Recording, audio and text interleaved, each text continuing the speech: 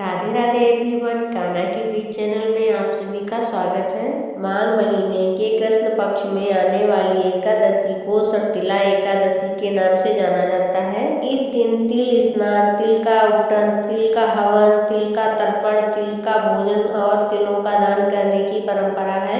इस दिन 6 तरह से तिल का प्रयोग किया जाता है, जिस कारण सटतिला एकादशी कहा जाता है। मान्यताओं के अनुसार इस व्रत के करने से व्यक्ति के सभी पाप नष्ट हो जाते हैं। चलिए इस एकादशी की पावन कथा का श्रवण करते हैं। प्राचीन काल में व्रत लोक में एक ब्राह्मणी रहती थी। वे सदैव व्रत किया करती थी।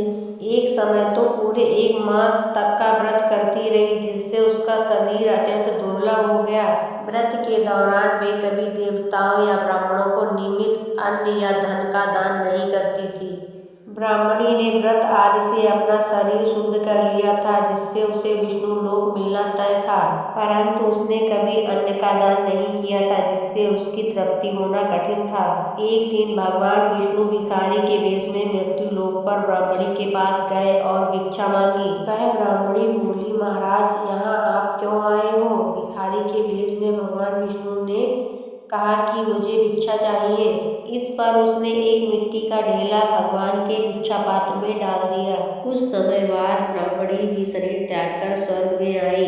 उस ब्राह्मणी को मिट्टी का दान करने से स्वर्ग से सुंदर महल मिला, परंतु उसने अपने घर को अन्न आदि सब सामग्रियों से शून्य पाया। घबराकर वो भगवान के पास आई और कहने लगी कि भगवान, मैंने अनेक व्रत किए हैं, फिर भी मेरा घर अन्न आदि सब वस्तुओं से शून्य क्यों है? इस पर भगवान ने कहा, पहले तुम अपने घर जाओ, देव स्त्रियां आएंगी तुम्हें देखने के लिए। उससे पहले तुम सटतिला एकादशी का पुण्य और विधि सुन लो, तब द्वार खोलना। भगवान के ऐसे वचन सुनकर वो अपने घर आई। जब देव स्त्रियां आई और द्वार खोलने को कहा तो ब्राह्मणी बोली, आप मुझे देखने आई हैं तो सबसे पहले सटतिला एकादशी का महत्व मुझसे कहो। उनमें से एक देव स्त्री कहने लगी कि मैं कहती हूँ। जब ब्राह्मणी ने सटतिला एकादशी का महत्व सुना तब उसने द्वार खोला। देव स्त्रियों ने उनको देखा कि वह ना तो गंधर्व हैं और ना ही असुरी हैं, पहले जैसे मनुष्य हैं।